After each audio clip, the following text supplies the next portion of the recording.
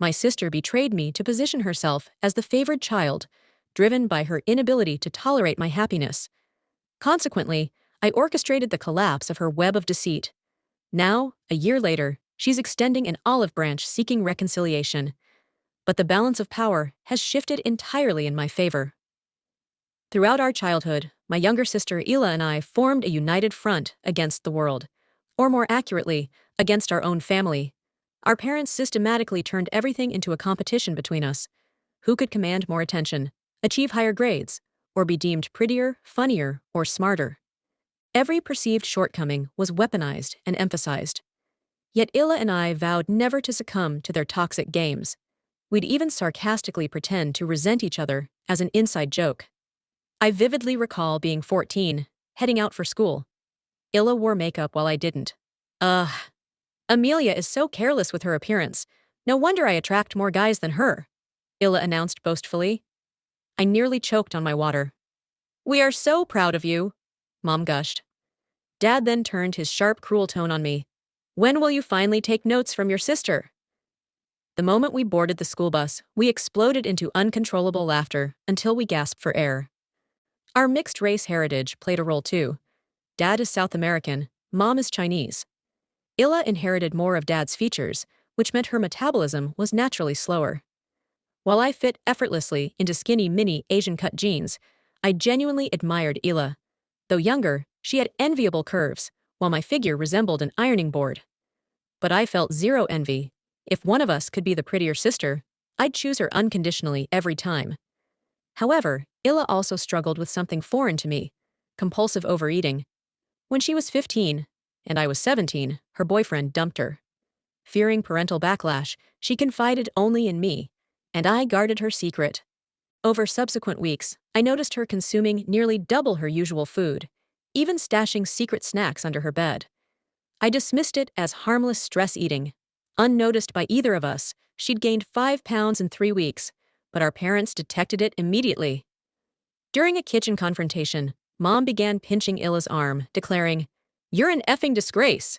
While burying her face in shame, Dad physically hauled her to the scale. Seeing the extra weight, his face drained of color. As tears welled in Ila's eyes, I intervened. "Oh, we're late for school," and rushed her out. On the bus, I embraced her tightly. Instead of reciprocating, she told me to F off, plugged in her AirPods, and blasted Lana Del Rey. I brushed it off. Testing my patience is practically a younger sister's job description. Yet a fundamental shift occurred afterward. Ila became obsessive, shedding significant weight and dedicating an hour daily to flawless makeup. Crucially, our parents believed I was single throughout this period. While Ila's relationship ended, I'd actually started dating someone amazing, but honored Ila's request for secrecy, knowing our parents would weaponize it against her. Once Ila transformed her appearance, their comparisons intensified. No wonder Ila has a boyfriend and you don't. Boys probably look at you and wish you resembled Ila. This time, instead of our customary shared eye roll and suppressed laughter, Ila actively participated in their ridicule. That night, after our parents went to bed, Ila persuaded me she'd only been joking earlier. I trusted her, until the next morning, when her cruelty intensified. The moment I entered the kitchen, she shouted, "Mom, Dad, can you please give Amelia some money so she can buy a boyfriend or something?" I stood frozen, completely blindsided, as she continued, "Don't worry, Amelia, you can always be a crazy cat lady." She then craned her neck toward our parents, visibly craving their approval. The instant they began laughing, Ila's entire face lit up with triumph. Initially, I resolved to let Ila have her moment, to get this phase out of her system. But 3 weeks later, during dinner, I was serving myself food when she sneered, "Are you sure you should be eating so much? No man will ever want you if you keep eating like a beluga whale." Immediately, the entire household erupted in condemnation, accusing me of greed and obesity. That's when I finally snapped. "Mom, Dad, I actually have something to tell you," I declared, pulling out my iPhone to show a photo of my incredibly handsome boyfriend. My parents' demeanor transformed instantly. "Wow, honey, we're so happy for you," they beamed. I calmly continued filling my plate in newfound peace, while Ila flushed crimson with rage. Honestly, what the hell? I hadn't even revealed her breakup to them. I just wanted to live quietly. But Illa was determined to obliterate my peace. The next morning, I awoke to my dad screaming directly over my face. "You expletive! How could you do this to us?" In his trembling hand was a positive pregnancy test. "Get the expletive out of my home," he roared. "That's not mine," I insisted instantly. "I've never even taken a pregnancy test." His jaw clenched. "Illa found it hidden in your bathroom trash. She was worried and came to us." I shook my head, now fully alert. "No, that's impossible. I'm not pregnant. Tyler and I haven't even gone that far." My mom's expression hardened. "We also heard concerning voice messages between you and Tyler. Illa showed us recordings where you discussed options." My heart raced. "Voice messages? I don't know what Illa showed you, but it's fabricated. I've sent nothing like that. Check my phone." My dad crossed his arms. "We're deeply disappointed, Amelia. We raised you better. Until you're honest with us, stay with a friend.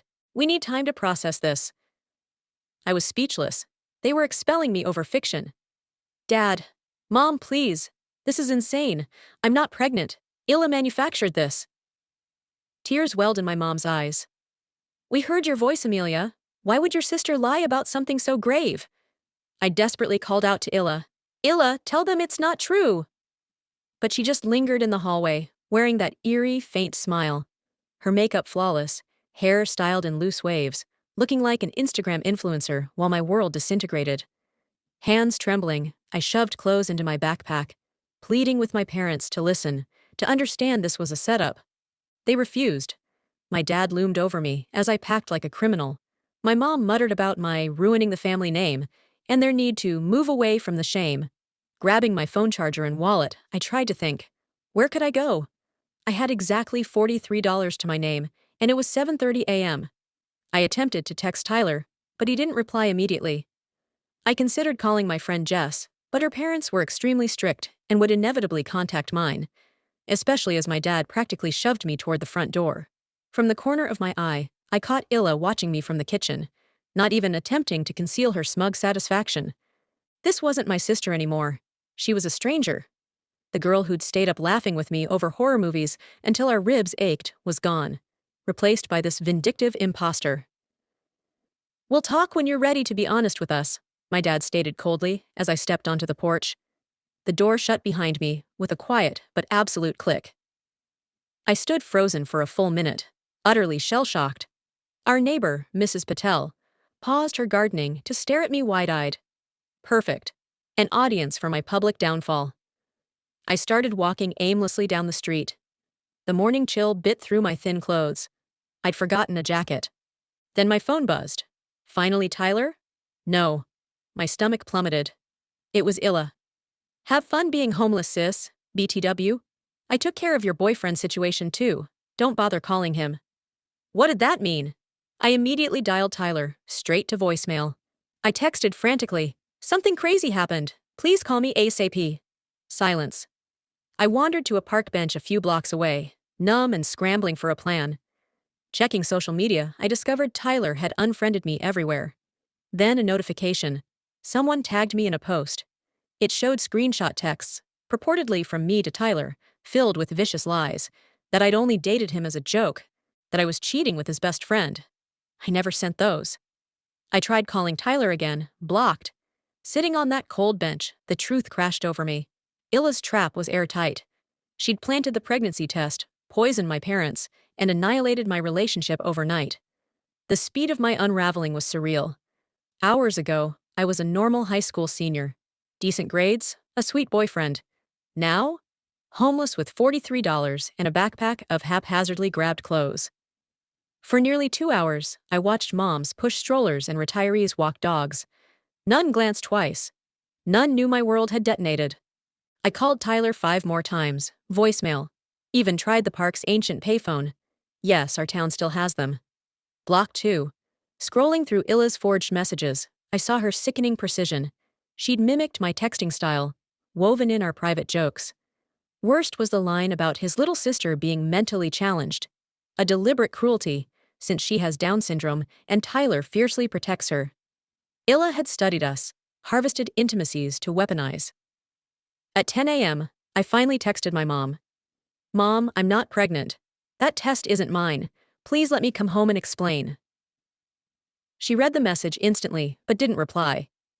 After 15 agonizing minutes, I tried again. Mom, I've never even had sex. Illa is lying to you. Read. Still no response. Hunger gnawed at me, and I desperately needed a bathroom, so I trudged to the McDonald's near the park. I ordered the cheapest item and used their restroom.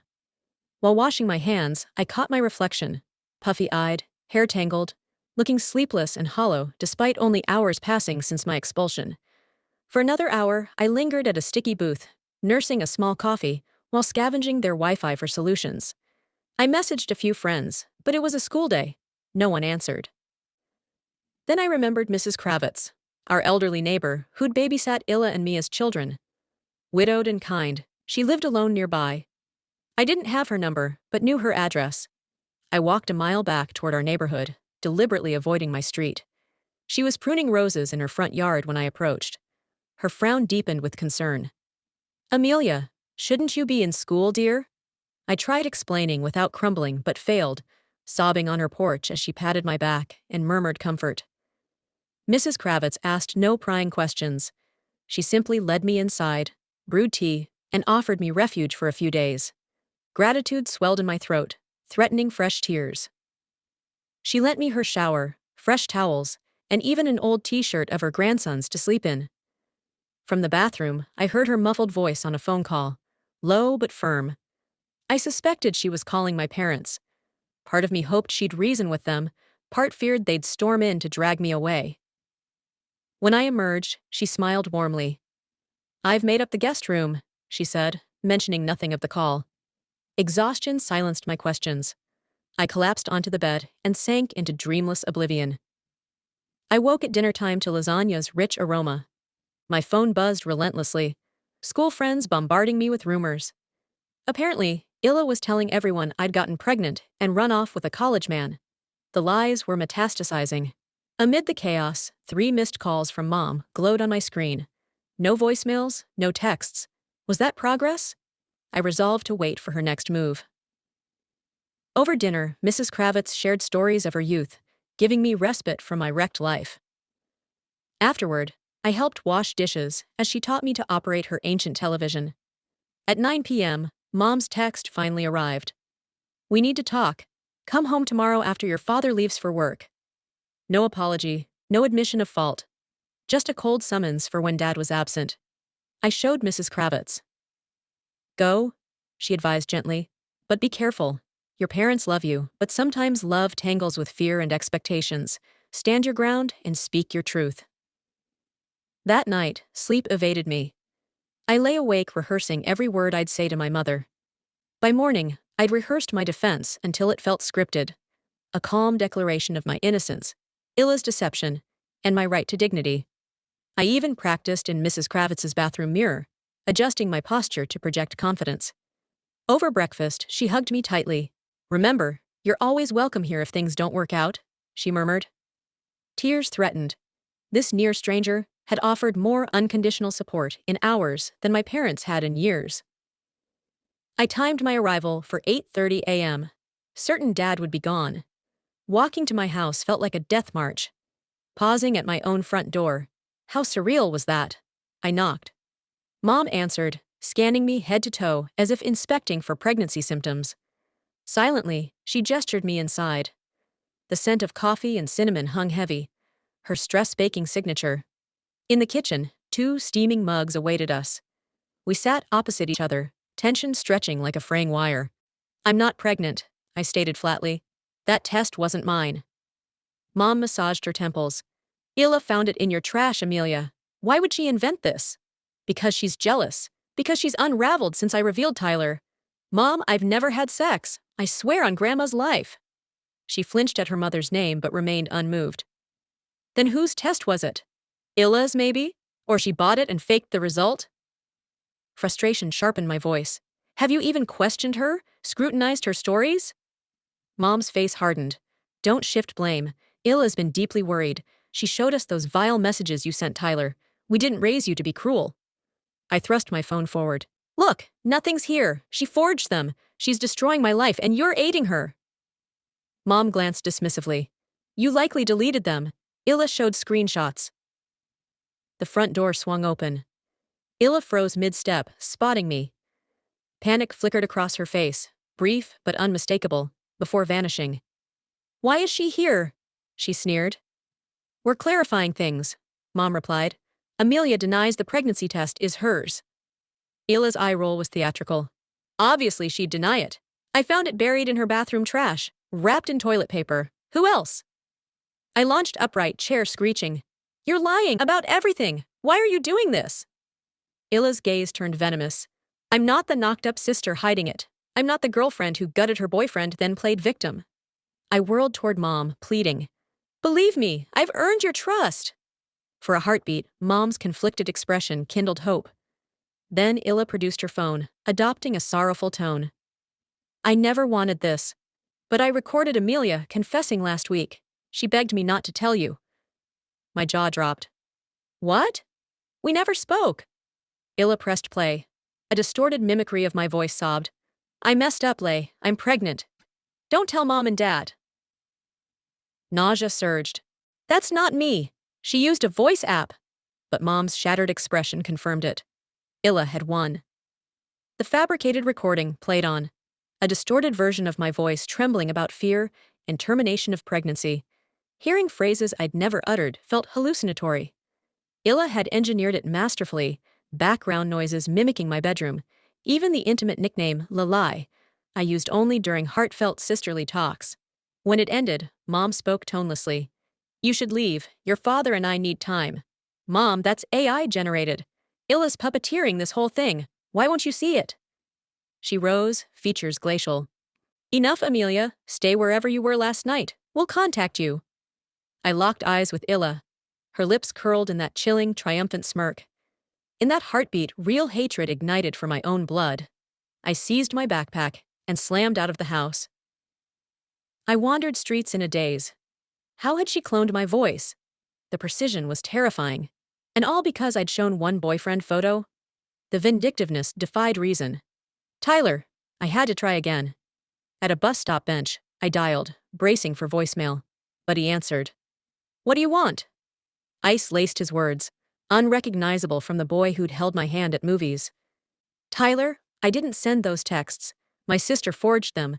I'd never insult you or your sister. You know that. A pause. How do I trust that? The screenshots showed your number. I steadied my breath. Because in 2 months, did I ever mock your sister? Ever hurt you? Meet me, please. An eternity passed before he relented. Fine. Library in an hour. Lie to me and we're done. Hope flickered, tiny but vital.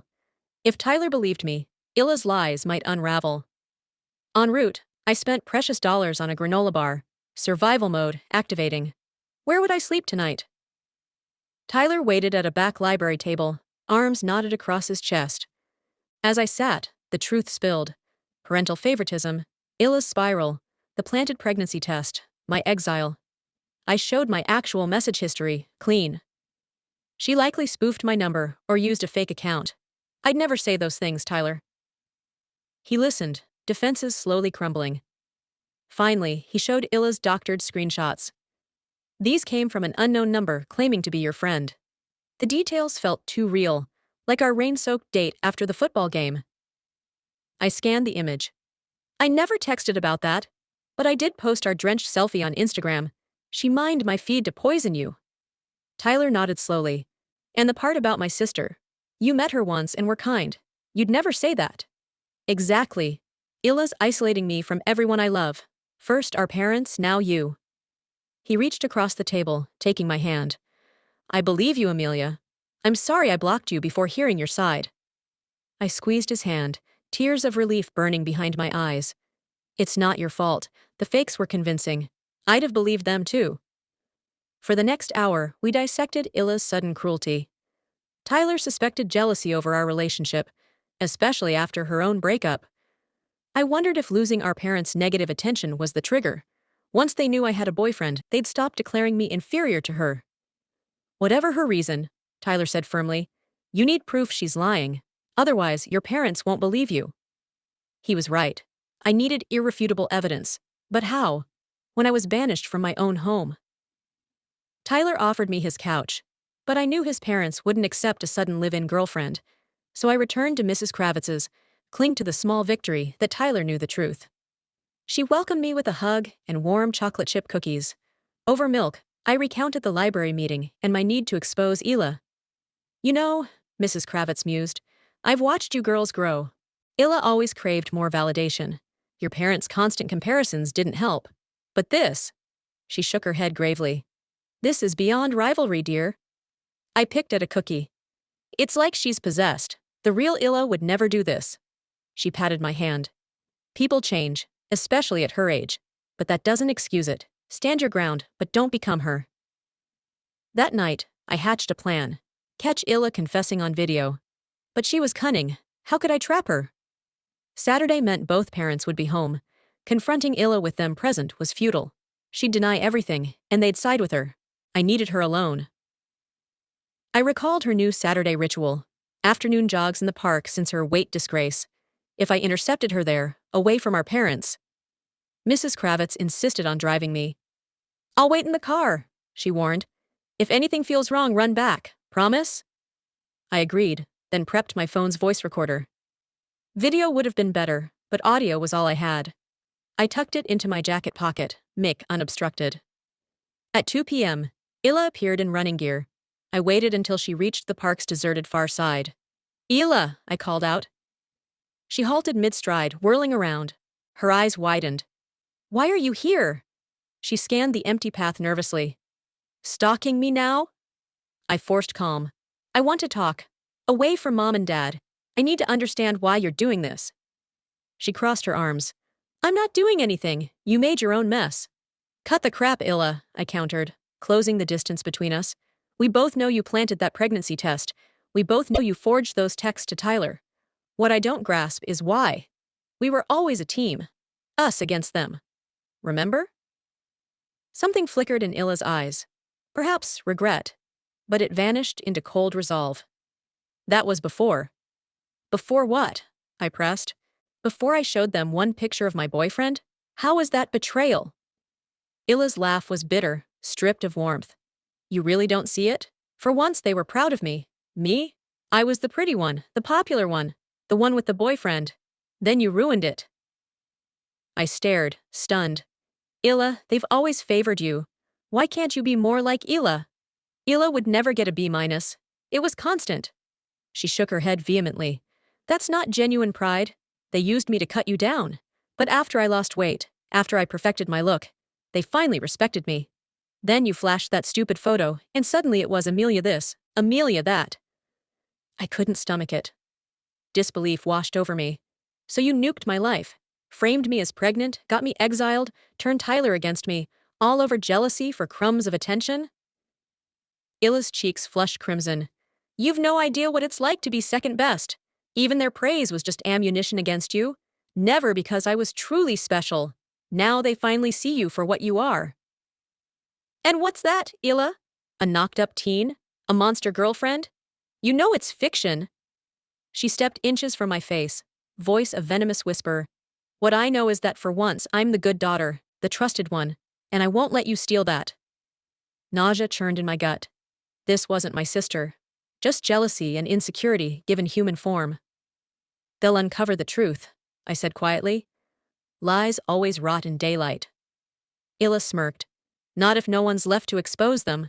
Stay away from my family, Amelia. You're unwelcome. She pivoted and sprinted away. Only when she vanished did I stop my phone's recording. Hands trembling, I replayed it, praying it captured every damning syllable. It had. Every word, Ila's admission that she knew I wasn't pregnant, her confession to faking Tyler's messages. Not a full testament about the planted test, but enough to shatter her credibility. I raced back to Mrs. Kravitz's car and played the audio. Her expression darkened. Oh dear. Your sister needs professional help, Amelia. This is pathological. I nodded numbly. My parents must hear this. They have to know. Mrs. Kravitz drove me home. En route, I updated Tyler. He offered to stand with me, but I declined. This battle was mine alone. Both parents' cars filled the driveway. Anxiety coiled in my stomach, but resolve steeled me. Mrs. Kravitz squeezed my hand. Stay calm. Let the evidence speak. I'll wait here. Your escape hatch if needed. Clutching my phone like a lifeline, I approached the front door. This was the reckoning. One deep breath, then I knocked, ready to tear down Illa's web and reclaim my life. Mom opened the door, surprise flashing across her face. She began to protest my presence, but I cut her off. Mom, I have proof Illa lied about everything, I said, struggling to steady my voice. Please, just give me 5 minutes. She hesitated, then wordlessly stepped aside. Dad sat in the living room watching TV. He glanced up, expression hardening instantly. What is she doing here? He demanded of Mom, as if I were invisible. She claims to have proof, Mom replied wearily. Let's just hear her out. Standing center stage in the living room, I felt like a defendant. Hands trembling, I retrieved my phone. I recorded Illa at the park today. You need to hear this. Dad started to object, but Mom placed a hand on his arm. 5 minutes like she promised. I pressed play. Illa's voice filled the room, admitting she knew I wasn't pregnant, confessing to forging Tyler's messages. My parents' faces morphed from skepticism to confusion, then stark shock. Dad's face flushed crimson with anger, though whether at me or Illa was unclear. Silence swallowed the room after the recording ended. My heart hammered against my throat. Where is your sister? Dad finally asked, his voice dangerously quiet. I don't know. She was jogging when we spoke. Mom covered her mouth, tears welling. I don't understand. Why? I laid it bare. Illa's jealousy over the attention from Tyler's photo, her behavioral shift since the weight-shaming incident, her campaign to isolate me. She wanted to be the favorite. She was willing to destroy me for it. My parents exchanged an unreadable glance. Dad stood abruptly, snatching his car keys. I'm finding her. She will explain. After he left, Mom and I sat in thick silence. I watched her grapple with the daughter she knew versus the monster on the recording. I'm sorry, she whispered, barely audible. We should have listened. I nodded, fighting back tears. Part of me wanted to scream at her for believing Illa, for exiling me without a defense. Another part ached for her to hug me, to promise it would be okay. She did neither. Instead, she asked practical questions. Where have you stayed? Are you all right? I mentioned Mrs. Kravitz. Visible relief washed over her that I hadn't been homeless. You can come home now, she stated, as if granting a monumental favor. We'll resolve this when your father returns with Illa. I texted Mrs. Kravitz. I was staying, then retreated to my room. It stood frozen in time, unchanged, though I felt irrevocably altered. I lay on my bed, staring at the ceiling, bracing for the storm. An hour later, the front door crashed open. Dad's voice boomed, followed by Illa's. I took a steadying breath and descended. Illa hunched on the couch like a trapped animal, her eyes narrowed with pure venom when she saw me. My parents flanked the room, forming a tense triangle. Play the recording, Dad commanded tonelessly. I did. Illa's face contorted through shock, rage, calculation, and finally, utter defeat as her own voice condemned her. When it ended, she offered no denial. She just stared at the floor. Explain yourself, Dad demanded. Illa lifted her gaze, eyes red-rimmed but tearless. What's left to explain? You heard it. I wanted to be the favorite for once. Is that monstrous? Mom choked back a sob. You had your sister exiled, made us believe she was pregnant. How could you? Illa's expression hardened. You taught us being the favorite was everything. Who got better grades? Who looked prettier? Who had more friends? You were the judges in a contest we never agreed to. Well, I finally won, and it felt good. My parents looked gut-punched, as if seeing their reflection for the first time. I almost pitied them. Almost. That doesn't excuse your actions, Dad said, though his tone had dulled. I know, Illa conceded. For a fleeting second, the sister I remembered surfaced in her eyes. I went too far, but I'm not the only one who failed here. She was right. We all knew it. Our parents cultivated a toxicity where love felt conditional.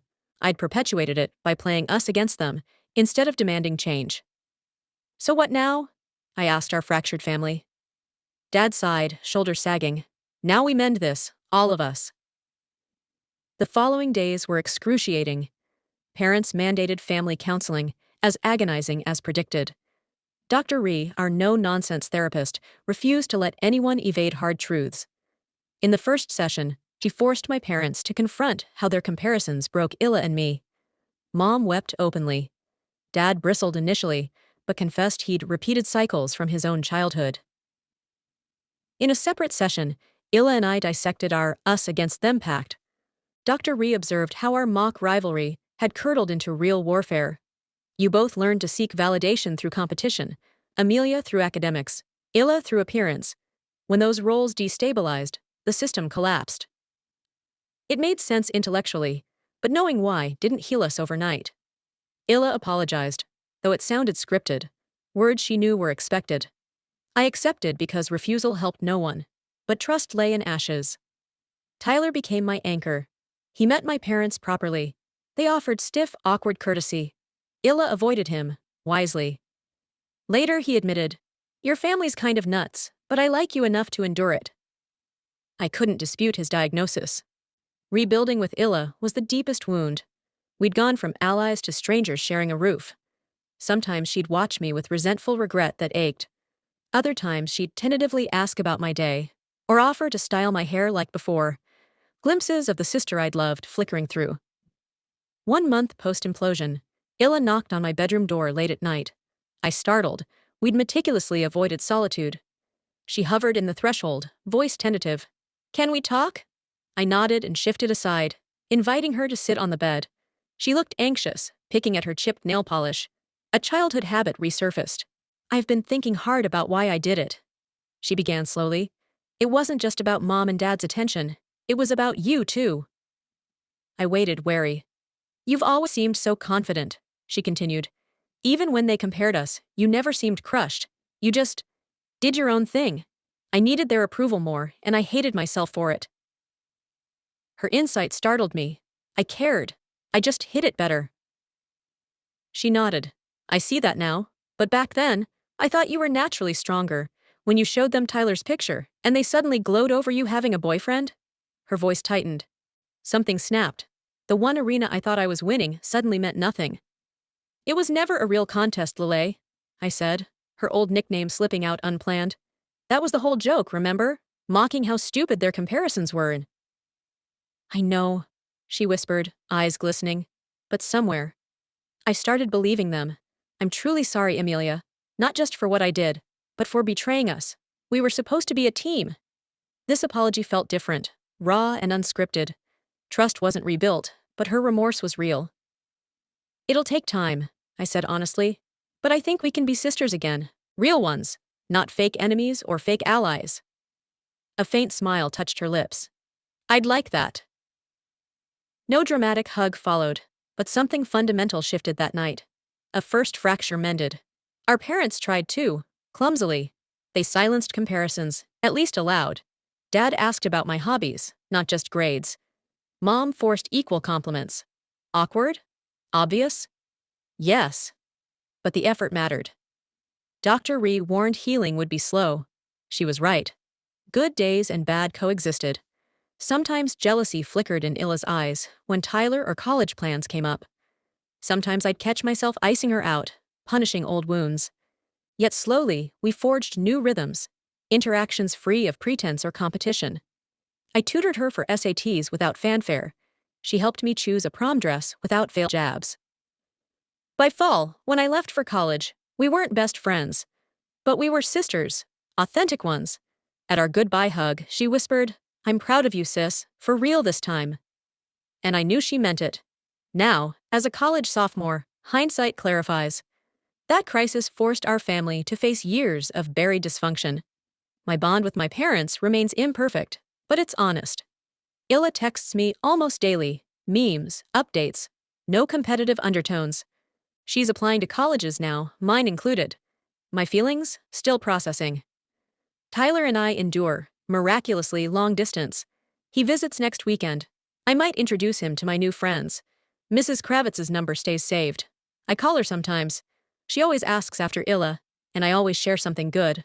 Small steps, but tangible. Yesterday, Illa sent a makeup-free selfie captioned, "Guess what? Still pretty." I smiled. Not at her appearance, but because she's finally seeing herself through her own eyes. not our parents.